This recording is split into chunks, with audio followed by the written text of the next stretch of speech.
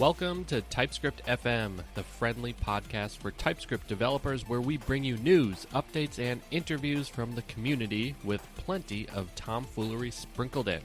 I'm your host, Kamran Ayub, and I'm joined by my co-host and best bud, Eric Onerheim. Together, we're the two TypeScript fools. Welcome to the show.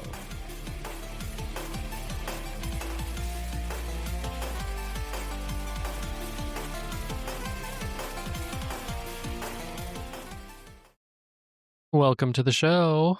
Welcome to the show. Hey. How are you, Eric? You know, I'm doing good. We just had my brother's wedding. I'm getting sick, though. No, not again. Yeah, I'm getting sick. I can feel it. I've got a splitting headache right now and a scratchy throat. So, look forward to me sounding different in the next few shows. I fixed my laptop, and that was cool. What was wrong with it? So the fan sounded like it was a blender with gravel in it. So the bearing was going, and it sounded truly horrible. So fortunately, it's a Dell Latitudes. Those are in like corporate fleets, so there's replacement parts. Very easy to source. So I ordered a $15 fan and put it in yesterday. And now this machine is running very, very cool. It's better than it was before. In fact, I don't hear it at all. It doesn't make any noise. Which is great. New fan. Nice. That's good. I'm glad it was a cheap fix. That's always nice. Yeah. They're like, disconnect the battery before you do any work on a laptop. I'm like, that's a great idea. I'm too impatient. So I didn't. So I just went to town with the battery still plugged into the laptop. And I guess I could have started a fire in my kitchen, but I was prepared to whip it into the yard. Yep. Yeah. It's cold enough outside. That's fine. Yeah. I decided I needed some pick-me-up, so I worked on something I wasn't supposed to, and I implemented a signed distance field text plugin for Excalibur, which is real crisp. So the text is looking really good. So on the last episode, you shared you started that, but it was not integrated or anything into Excalibur. So now you've learned all about it, and now there's an actual plugin. Is that right? Yep. There'll be a plugin by the time this episode goes live. Cool. Nice. But it's working. It can do emojis, which I also learned you can't index into a string with like a number in JavaScript. You have to use the iterator API because otherwise you won't get the full code point for a character. Okay. So I learned that the hard way because I was like, all my emojis aren't working. And those are important to me.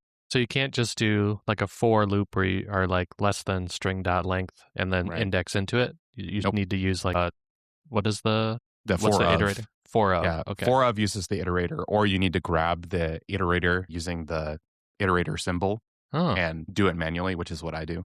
Okay. Well, there you go. But that's your hot JavaScript tip for the day. Hot tip: use an iterator if emojis are important to you. Cool. How's it going on your side? Pretty good. People are probably aware of what's happening in Minnesota right now. It's pretty disruptive. So that's pretty bad. Yeah, it's not great, and that's an understatement. But we did manage to do some stuff this weekend. We went to the nature center, and we did kick sledding, so that was a lot of fun. Kids enjoyed that. Some of them also did some sledding. And then in the last week, I did ship the Aspire update to the MCP in Practice course for Pluralsight. So those exercise files are now updated, and the GitHub repository is now updated. You could run the entire MCP server locally on your machine, and it works. And you can optionally add authentication if you want to set up Entra ID, or you can also deploy it straight up to Azure, and it'll configure all the search configuration for you, the search resources. Nice. Yep. So it's all just in the box now, works out of the box, and can be deployed to Azure Container Service without any extra configuration besides the Entra ID configuration, because that's really hard to automate. Yeah. So very, very happy about that. And then it was my birthday on Sunday. Happy birthday.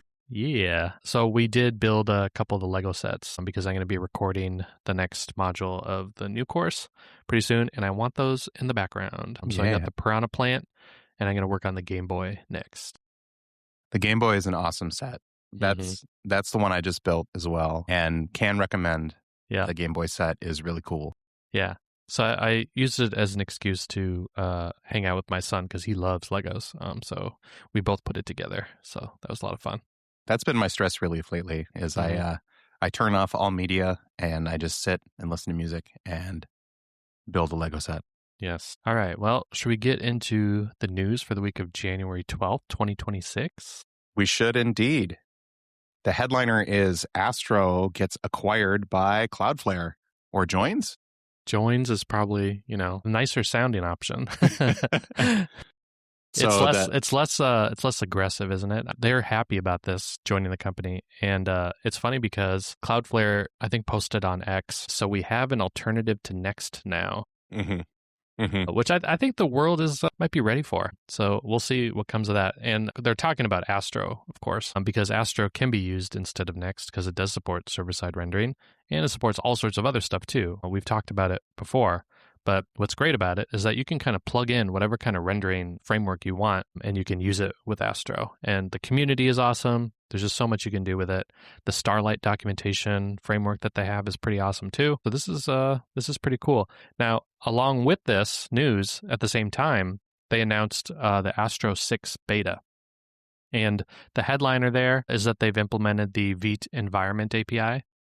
So just quoting from the blog post, like, why does that matter? They said, previously, code that worked locally could behave somewhat differently once deployed. Platform-specific features often couldn't be tested until after deployment. In some cases, Astro even had separate logic paths for dev and prod, increasing the chance of edge case bugs. By leveraging the Vite Environments API internally, Astro can now run your web application inside the same runtime you deploy to, with the same JavaScript engine, the same globals, and the same platform APIs available during development. Yes, mic drop. Yes. That's awesome. So you can be assured now with Astro 6 that what works in development is almost certainly going to work in production, which is awesome. That's one of the things that we've talked about before with using just vanilla Vite with rollup with SWC, and then I think rollup in production. And their migration to roll down, which is in preview, and that's also going to solve the same problems there, where they'll be using roll down both in dev and prod so that your builds are consistent, which is really nice. The same thing for the same things, which is nice. The environment API is really solving this problem where you have different runtime environments where your code is going to be running. And the Vite environment API is meant to solve that problem, which is what they're doing here in the beta. Yeah, it's awesome. Okay, so there was the recent Node security releases. Luckily, there's no new security stuff really this week. Knock on wood. Yeah, but Node 25.4 did drop, and it's pretty cool. So this is the non-LTS, so this is the edge version of Node. So you might not be using it in production, but what's cool is that Joey Chung put together a Blue Sky thread of all the changes in here that she worked on. And one of them is that require ESM is now marked stable, which is pretty cool. And then they also talk a little bit about the module compile cache, and I don't know enough about it to sort of talk about it, but they have a talk on it if you want to deep dive into it. But I think the too long didn't watch is that module compilation is faster. So I think, and I don't know if that's fully stable or released yet, but they do talk about that. What I do know is that there's a new API, crypto.hash.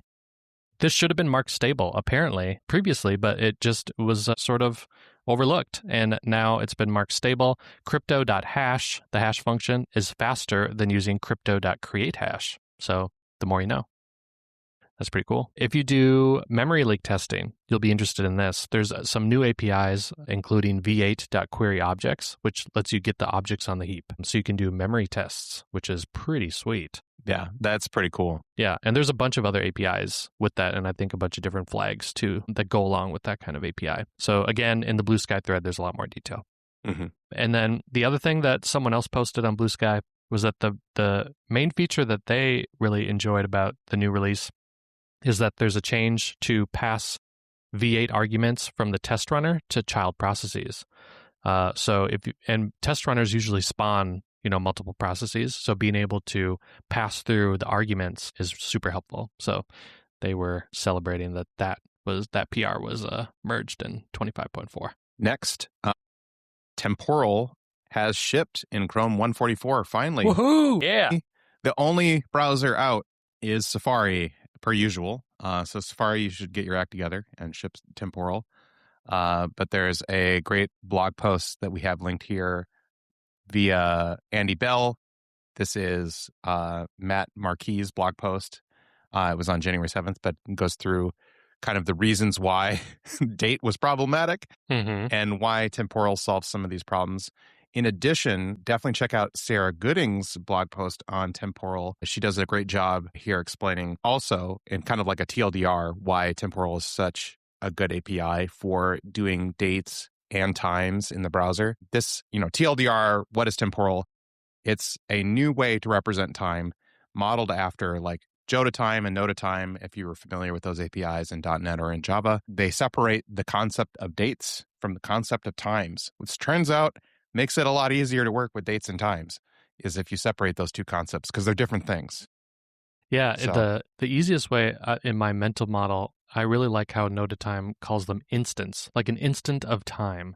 So the same instant could be represented in multiple time zones, could have daylight savings time. It's not necessarily the same user-facing time stamp, right? But it is the same instant in time. The same conceptually, yeah. Yeah, the universal instant in time, basically. So in your backend, in your database, you can be storing instants, right? And then in the user-facing code, that's where you can adjust it to be time zone specific or UTC or whatever else you need to. But like this adds a lot of consistency to date handling in JavaScript. I wonder if one of the what's the practical implication here?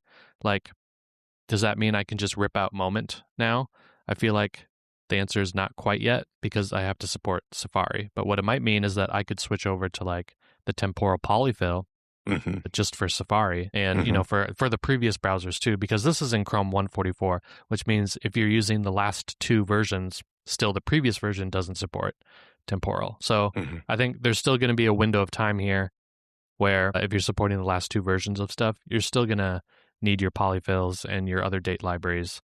But this is a really nice signal and sign for what's to come because we can start migrating over to temporal, which is pretty exciting.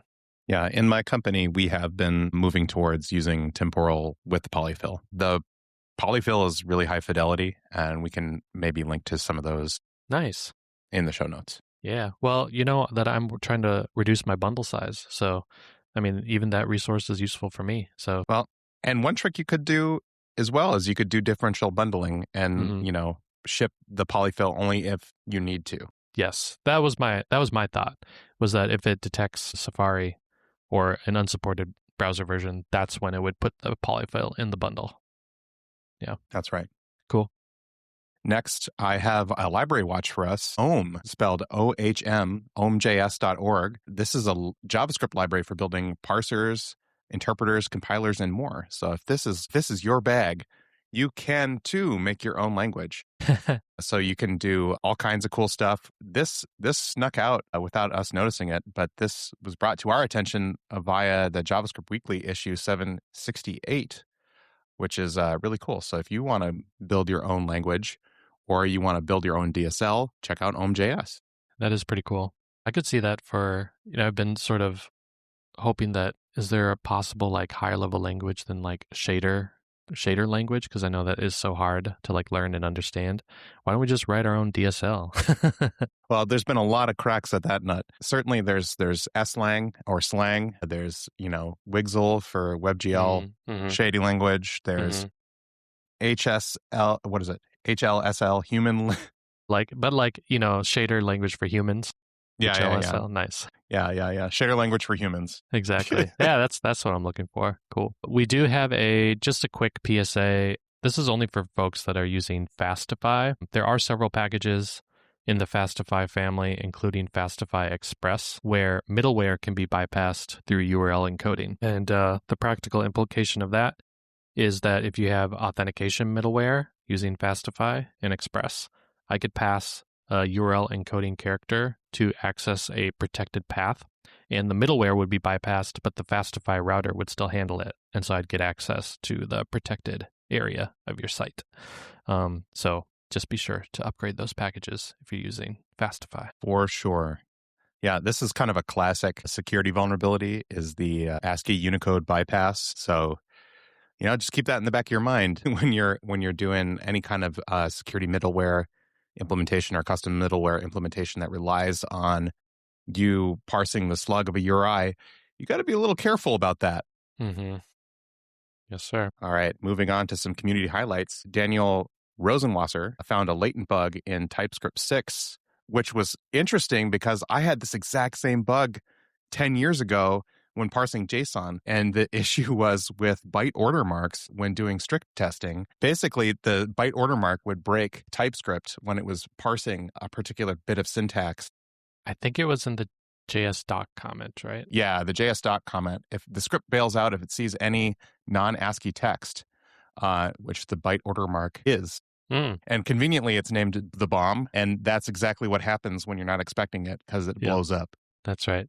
Any day, Daniel posted, any day you open a hex editor, you know it's a good day. Bad day? This blog post actually came in December, but we missed it. And it's by Andrew Hathaway, and it's titled Type-Safe User Interfaces and the Manifest Pattern.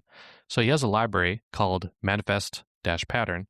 And what it really is a coding pattern for creating dynamic UIs. So if you've ever used like JSON schema, maybe to like define how your UI should be rendered dynamically, this is a TypeScript first way of doing that. And he calls it the manifest pattern.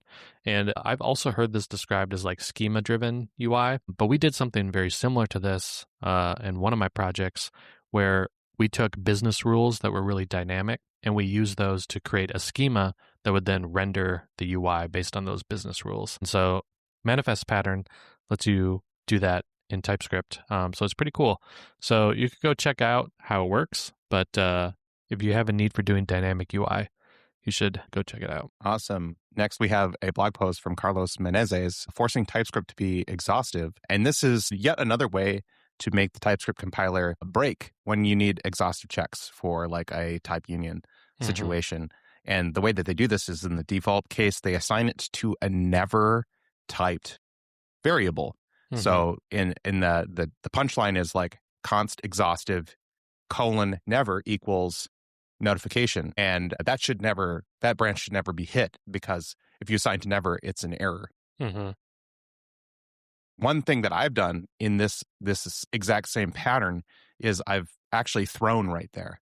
As I get that, I assign to that never, and I throw an exception with that, bit of information if it's serializable. That bit of information, so I see that in my logs, so I can see like, oh, this happened at runtime and I didn't catch it, or the TypeScript compiler didn't catch it for whatever reason. Probably my fault. So that you can write a test for it. So. Yep. That's right. I've also seen, I think we've linked earlier on another episode of a utility that's like assert never. You can create a guarding utility that will also throw a compiler error. And in there, you can also throw an error so that you can instrument it at the runtime as well. We have a little bit of Deno information here. Matteo Colina posted on Blue Sky that the average latency under load for like 1,000 requests per second in Deno was extremely low compared to the other server runtimes, Fun being the worst, having a latency of over 200 milliseconds at load, which is a wild number. And, it feels like that might just actually just be a bug somewhere because that's just such a large number compared to the other runtimes, which are pretty neck and neck.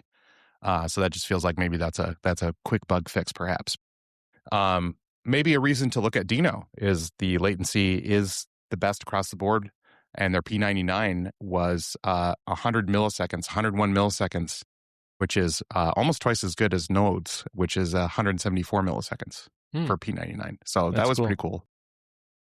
I had not known about Watt, which is like a multi-threaded node setup. I don't know what to call it. It's maybe I guess it's maybe a runtime. Yeah. But it's more of like a way to set up Node.js so that it's multi-threaded to handle multiple requests.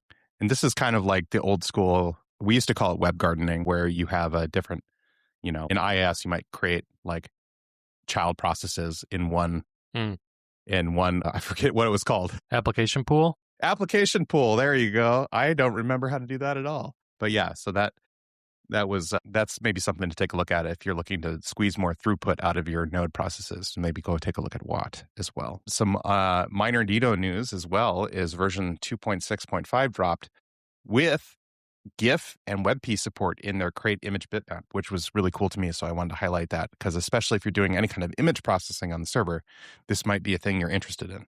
such as Open Graph social preview images. Mm-hmm. Deno deploy could be a good Deno option deploy. for that. Yep, check it out. Cool. Next, I have a video from Ariel Shulman at NDC Copenhagen here that was just posted. And it's called TypeScript, Runtime, and In Between. And it's kind of a hands-on look at what the difference between dev time and runtime and understanding what TypeScript is giving you and what it isn't giving you. And they have a kind of a live coding example of doing like Zod and different strategies for building the bridge between dev time, TypeScript, and runtime. That's cool. So definitely check that out. They'll go into some common and exotic TypeScript patterns that can improve any code base. So check that out. Nice. Next, I have a video from Syntax/Coding Garden. You should be using dev containers. It's actually now kind of like a security thing because it keeps, malicious dependencies from theoretically escaping your container, especially if you're living on the bleeding edge. So that's one reason you should be doing it. The other reason that we use it is because we have a lot of contributors on different operating systems, and it just helps level the playing field. Yes. So what's cool about dev containers is you can not only set up all the dependencies, cough, playwright, cough, but also you can set up automation to set up things if you need to. And when your setup starts to get more complicated, it gets even more valuable because then you are just reducing all the manual steps that you have in your README. Oh, you have to do npx playwright install, or you got to do this stuff, or you have to be using this version of software, or things like that. Mm-hmm. It just makes it more portable. Up next, we have a blog post via React Weekly, the newsletter, which you should subscribe to. It's brand new. It's pretty cool. This is by Colum Kelly. It's Use Optimistic Won't Save You. And they dive into React 19 and the Use Optimistic hook and how to handle optimistic UI and what are the gaps when using the Use Optimistic hook. So if you're a React developer, you can check that out, especially if you're into performance, because that's kind of what Use Optimistic is about. Speaking of performance and improvements and optimization, there has been kind of a push from some frameworks to start publishing like markdown files that represent like AI skills for AI agents. So Callstack announced a React Native best practices for AI agents, and you can kind of read about what they are, but it's just basically a bundle of markdown files that are instructions for agents that kind of instruct them, here's how to write best practice React Native code. And I think if you're adopting AI agents in your code base at work, you're probably already familiar with this, but VS Code now supports agent skills. Claude was one of the first ones that supported skills. I think we're going to see skills kind of go into all these different tools. This is different from MCP. This is like being able to have the agent look at a well-known folder and see, here's how to do this thing that's just written in Markdown. So it can also double as like documentation for your own team. And that's kind of how I would treat it, as like, it's both documentation for your humans that are working on your team and then also any AI agents you might have working. Yeah, I think this is maybe a common refrain, but you need to go slow to go fast. Mm-hmm. So that includes things like tests and documentation. And I think good Markdown here also is good for humans. Mm-hmm. So if you want to know how to do these things, actually check these out and you might learn a thing or two. Yep, that's right. Yeah, so the Bleet of the Week this week is from Blue Sky user Paul Frazee, I'm going to say. And it says, TypeScript is cats, Golang is dogs. And then the replies are golden, and it says, Python is snakes, JavaScript is a raccoon. Yeah, that tracks. I thought that was really funny. They're very resourceful, those raccoons. They are. They have thumbs. In fact, here in Minneapolis, the raccoons regularly get into our garbage, so you have to be careful. And if the lid is at all cracked or has anything that is at all appetizing to the raccoon palate, it will be strewn across the alley. Yeah. Oh, boy. Do you have some cool links? Yeah. We mentioned that Gameboy Lego set, so I'm just going to include a link to that on the show notes here. Yeah. I recently built the set. It took like maybe an hour and change if you're moving fast. It's great. They have 2 cartridges. It's got like a holographic thing, so it looks like the game is playing and the Nintendo logo is loading. All the buttons, air quotes work, but you can press them and they feel good. That's cool. And all the switches move and they feel good. And so it's a really good facsimile of a Game Boy. In fact, I pulled out my OG Game Boy and it's 1-to-1. Like it's the exact same size as the OG That's awesome. Game Boy. So it's so cool. Also, I wanted to shout out that Global Game Jam is happening here at the end of January. Anyone can participate. Go sign up on their website. I have a link. If you are in the Twin Cities or in the Minnesota area, we are running an in-person event Friday through Sunday night, and I'll be there the whole time so we can come hang out and make a video game. This is your chance to learn from Eric directly in person. Well, I think there's people there that are better to learn from than me, but don't sell yourself short. Definitely come check it out, especially if you want to make a game. The best way to make a game is to force yourself to make a game. Yes. It is perfect for people who are like, I wish I could make a game, but I don't have time. A game jam constrains your time. The constraints breed creativity. You will make a game by the end, even if you know nothing about game dev. Mm-hmm. For sure. It's the best way to learn, my opinion. And then I have a couple of links from one of our community members, Justin Young, who has been a machine cranking out tools and documentation lately. And they put together a wave function collapse library that you can use on Vercel right now. They have a little demo deployed, so you can go play with that. And that's just a way of generating like realistic looking terrain. So like Caves of Cud uses wave function collapse to generate their tile maps and stuff like that. It's a cool tool. He's written a blog post about it. Definitely check that out. He also made a animation builder for Excalibur. So you can go and pull in your sprite sheet and then pick your frames and do all your configuration. Oh, and that's cool. It's really cool. Love it. Yeah. So I'll add a link to that as well. But yeah, definitely check those out.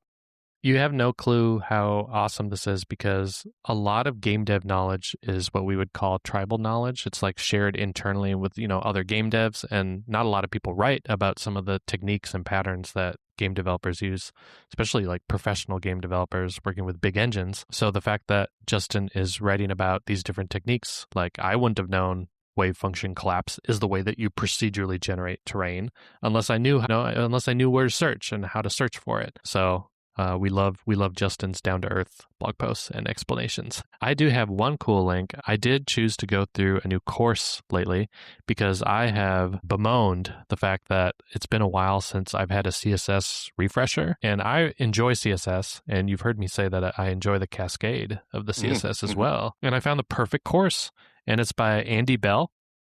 And he's been doing CSS for 20 years, consultant, works with big brands, does their sites.